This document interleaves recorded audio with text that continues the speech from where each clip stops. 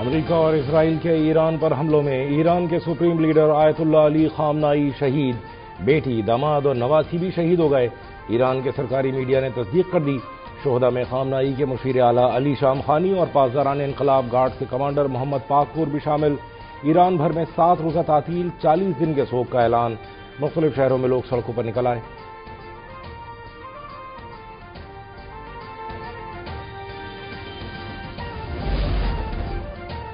ایران کے supreme leader اپنے ساتھیوں کے ہمراہ زیر زمین بنکر میں تھے۔ آیت اللہ علی خامنائی کے کمپاؤنڈ پر 30 بم گرائے گئے۔ ایرانی سپریم لیڈر کی لاش بھی مل گئی ہے۔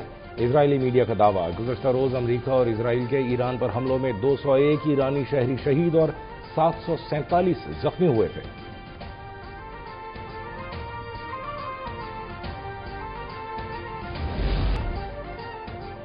ایرانی افواج دشمنوں کو مایوس کریں گی۔ صدر مسعود پزشکیان کا کہنا ہے ایرانی افواج فی الحال دشمنوں کے ٹھکانوں کو کچل رہی ہیں۔ دشمن ایرانی حکومت کے ذمہ داریوں کو نبھانے کے عزم میں خلل نہیں ڈال سکے گا۔ سپریم لیڈر کی موت کا دکھ لوگوں کے دلوں میں طویل عرصے تک رہے گا۔ آیت اللہ علی خامنائی کی شہادت، قم کے قریب تاریخی مسجد جمکران پر انتقام کا پرچم لہرا دیا گیا۔ مسجد کے گنبد پر سرخ جھنڈا لہرایا گیا تھا۔ سپریم لیڈر کے خون کا بدلہ لینے کا اشارہ۔ روضہ امام رضا پر لائٹس بند کر دی گئیں۔ تعزیتی سیاہ پرچم لہرا دیا گیا۔ سپریم لیڈر آیت اللہ علی خامنائی کی شہادت کے خلاف غم و غصہ، پورے ملک میں سوگ کی فضا۔ اصفہان میں مظاہرے، امریکہ اور اسرائیل مخالف نعرے۔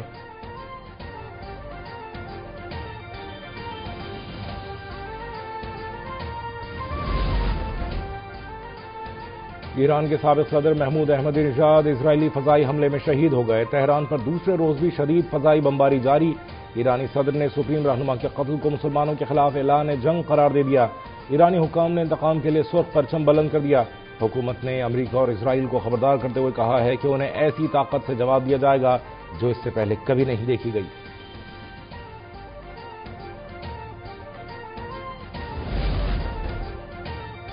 اسرائیل پر ایرانی بیلسٹک میزائل حملہ۔ ایرانی حملے کے نتیجے میں بیت شمش میں کم از کم 8 افراد ہلاک، 27 زخمی۔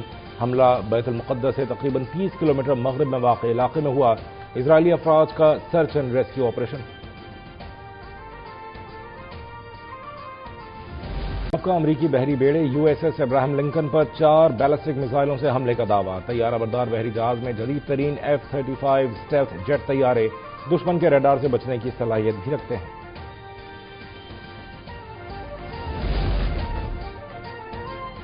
ایران نے مزید حملے کیے تو انجام بہت برا ہوگا، ایسی طاقت سے نشانہ بنائیں گے جو پہلے کبھی نہیں دیکھی ہوگی۔ امریکی صدر ڈونلڈ ٹرمپ کی دھمکی، کہا ایران کا رد عمل ہماری توقع سے کم رہا ہے، ہم نے سوچا تھا کہ یہ اس سے دگنا ہوگا۔ ایران پر حملے کے بعد سفارتکاری کہیں زیادہ آسان ہو گئی ہے۔ امریکہ اب ایران کے ساتھ سفارتی حل تک پہنچنے کے لیے بہتر پوزیشن میں ہے۔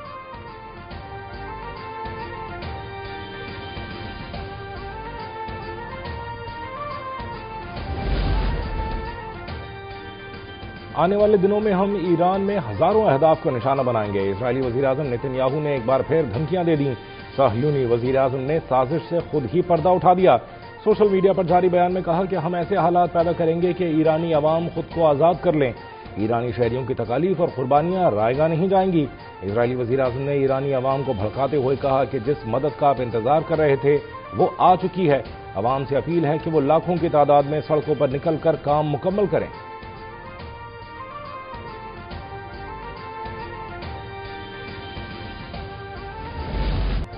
ایران کی جانب سے میزائل حملوں کا سلسلہ جاری۔ UAE میں ایرانی حملوں میں 3 افراد جاں بحق۔ UAE حکام کے مطابق اب تک 167 میزائل، 541 ایرانی ڈرونز کو انٹرسپٹ کیا ہے۔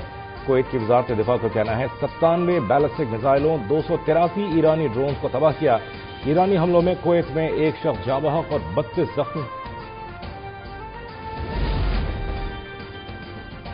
اسرائیل کے ایرانی دارالحکومت تہران پر تازہ حملے، زوردار آوازیں سنی گئیں، کئی مقامات سے دھواں اٹھتا دکھائی دیا۔ اسرائیل نے دعویٰ کیا کہ فضائی حملوں کے ایک نئے سلسلے میں ایرانی مسلح افواج کے مرکزی ہیڈ کوارٹرز کو نشانہ بنایا گیا۔ سماجی رابطے کی ویب سائٹ پر اسرائیلی فضائیہ نے ویڈیو جاری کر دی۔ بیان میں کہا کہ تہران کے قلب میں ایرانی نظام کے ہیڈ کوارٹر کو تباہ کر دیا۔ صہیونی وزیر دفاع کا کہنا ہے کہ اسرائیلی طیارے تہران کی فضاؤں میں مسلسل موجودگی برقرار رکھے ہوئے ہیں۔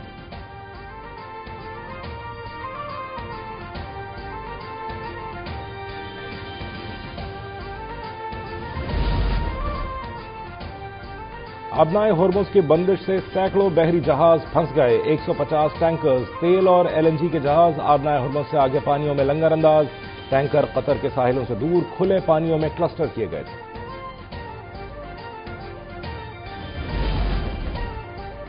ایران کے پاسداران انقلاب کا مشرق وسطی میں 27 امریکی فوجی اڈوں پر نیا حملہ، اسرائیل کے تل نوف ایئر بیس، تل ابیب میں واقع کمانڈ ہیڈ کوارٹر حاکریہ اور دفاعی صنعتی کمپلیکس کو بھی نشانہ بنایا گیا۔ قطر کے دارالحکومت دوحہ میں بھی 11 دھماکے سنے گئے۔ ایرانی اسلامی انقلابی گارڈ کور نے کہا ہے کہ امریکہ اور اسرائیل کی جانب سے ایران پر بمباری کے جواب میں جوابی کارروائیوں کا چھٹا مرحلہ شروع کر دیا گیا ہے۔ آئندہ مزید سخت انتقامی اقدامات کیے جائیں گے۔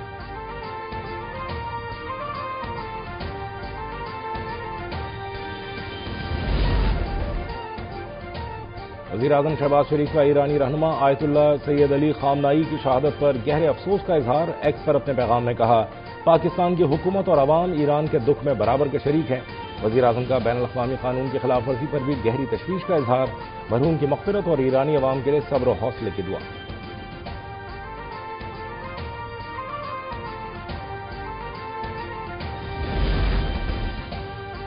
اقوام متحدہ کی سلامتی کونسل نے ایران پر حملوں کی شدید مذمت کر دی۔ سیکریٹری جنرل اقوام متحدہ اینٹونیو گوٹیرس نے کہا کہ عالمی قانون کی ہر حال میں پاسداری کی جانی چاہیے۔ انہوں نے خبردار کیا کہ خطے کی بگڑتی ہوئی صورتحال عالمی امن و سلامتی کے لیے سنگین خطرہ بن سکتی ہے۔ ان کے مطابق دیرپا اور پائیدار امن صرف سفارتی ذرائع اور مذاکرات کے ذریعے ہی ممکن ہے، فوجی کارروائی مسئلے کا حل نہیں۔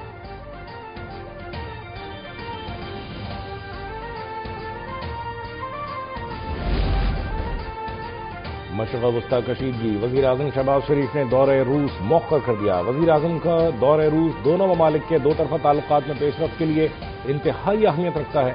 وزیراعظم آفس کے مطابق موجودہ حالات کے پیش نظر دورہ مؤخر کیا گیا ہے۔ دورے کی نئی تاریخ کا فیصلہ باہمی مشاورت کے بعد کیا جائے گا۔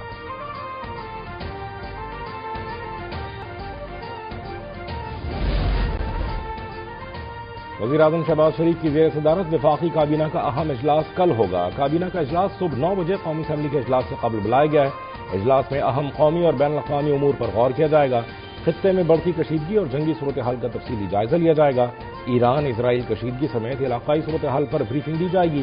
قومی سلامتی سے متعلق امور بھی کابینہ اجلاس کے ایجنڈے میں شامل۔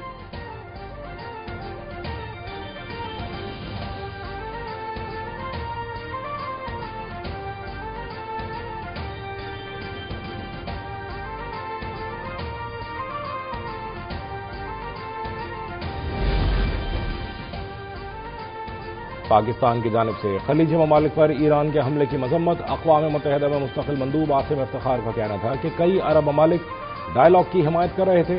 مذاکرات کے دوران سفارتکاری ڈی ریل کی گئی۔ ایران میں فوری جنگ بندی ہونی چاہیے۔ UAE میں پاکستانیوں پر حملے کی مذمت کرتے ہیں۔ پاکستان خلیجی ممالک سے مکمل اظہار یکجہتی کرتا ہے۔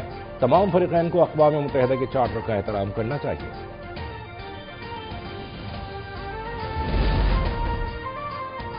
آج امت مسلمہ ایران اور پاکستان کے عوام کے لیے سوگوار دن ہے۔ آیت اللہ خامنائی کی شہادت کے بعد پاکستان کا ہر شہری اسی طرح غمزدہ ہے جس طرح ایران کے شہری غم کی کیفیت سے دوچار ہیں۔ وفاقی وزیر داخلہ محسن نقوی کی میڈیا سے گفتگو، کہا عوام قانون کو ہاتھ میں نہ لیں، اپنا احتجاج پرامن انداز میں ریکارڈ کرائیں۔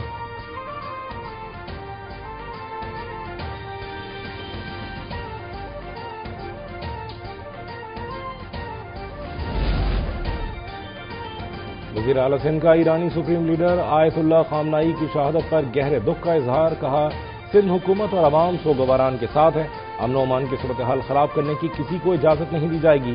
علماء کرام عوام کو جذبات قابو میں رکھنے کی درخواست کریں۔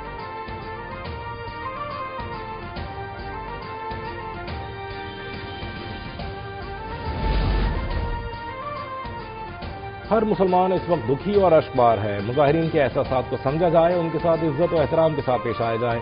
وزیر اعظم مریم نواز شریف کی پولیس اور انتظامیہ کو ہدایت، کہتی ہیں دکھ کی ہر گھڑی میں ہم سب ایک ہیں، مگر اپنے شہروں میں امن و امان قائم رکھنا ہم سب کا ولی فرض ہے۔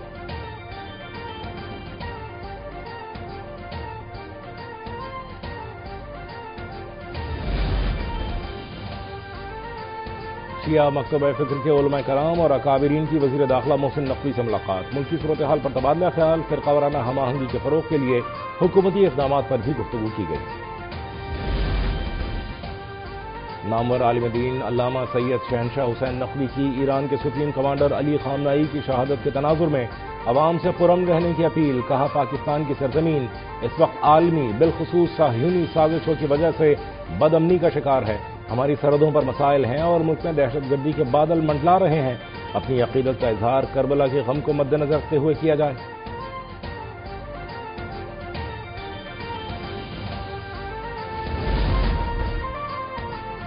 عوام اپنے جذبات کو قابو میں رکھتے ہوئے صبر و تحمل کا مظاہرہ کریں. شیخ آقا باقر کا اسکردو بلتستان کے عوام کے لیے اہم پیغام. کہا ہمارا احتجاج ایک اصولی اور نظریاتی موقف کا اظہار ہے اور یہ ہر حال میں پرامن رہنا چاہیے. پاکستان کے آپریشن غضب الحق میں 415 افغان طالبان ہلاک، 580 سے زائد افغان طالبان زخمی.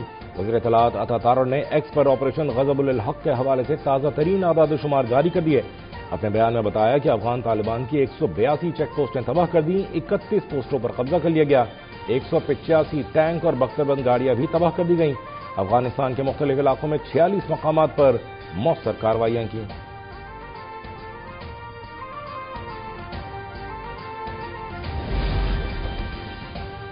پاک افغان سرحد پر افغان طالبان رجیم کی شرنگیزی، پاکستانی عوام کی کھل کر مذمت، آپریشن غضب الحق کی بھرپور حمایت، افغان طالبان رجیم کے خلاف جوابی کارروائی کی تعریف. شہریوں کو کہنا ہے پاکستان نے کئی سال افغان عوام کو کھلایا پلایا، پھر بھی یہ پاکستان کے خلاف ہیں.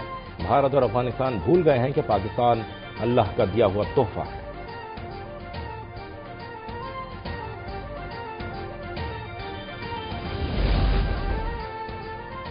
وفاقی وزیر داخلہ محسن نقوی کا اسلام آباد کے مختلف علاقوں کا دورہ، ریڈ زون، ڈپلومیٹک انکلیو اور دیگر علاقوں میں سیکیورٹی انتظامات کا معائنہ کیا. آئی جی اسلام آباد پولیس کی امن و امان کی صورتحال پر بریفنگ. وزیر داخلہ کی ڈپلومیٹک انکلیو میں فول پروف انتظامات یقینی بنانے کی ہدایت. کہا پرامن احتجاج ہر ایک کا حق ہے، شرپسندی کی اجازت نہیں دی جا سکتی. معمولات زندگی میں خلل پیدا کرنے کے خلاف قانون حرکت میں آئے گا.